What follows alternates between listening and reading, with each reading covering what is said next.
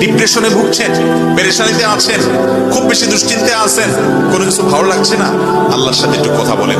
আল্লাহ, আপনি আমার সৃষ্টিকর্তা, আপনি আমার মালিক, আপনার কাছে আমার ফিরে যেতে হবে। আপনার কত অবাধ্য হয়েছি, কত নাফরমানি করেছি, কত সীমা লঙ্ঘন করেছি, কত নির্দেশ অমান্য করেছি, কত নিষেধ লঙ্ঘন করেছি। আল্লাহ, এগুলোর জন্য পাকড়াও করলে আমার কোনো উপায় থাকবে না। মালিক, এখনো নাকের ডগা নিঃশ্বাস আছে, এখনো ক্ষমা চাওয়ার সুযোগ আছে। আপনি ক্ষমা চাইলে ক্ষমা করে দেন।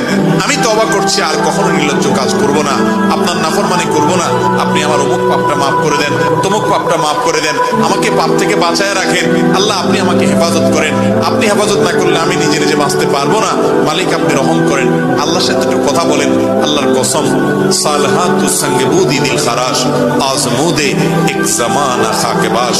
পাথর হয়ে বহুদিন ছিলেন ভাই, একটু আল্লাহর সাথে কথা বলেন, চোখের পানি ফেলেন, দোয়া করেন, বিশেষ করে ভোর রাতের দোয়া। ভোর রাতের দোয়া এটা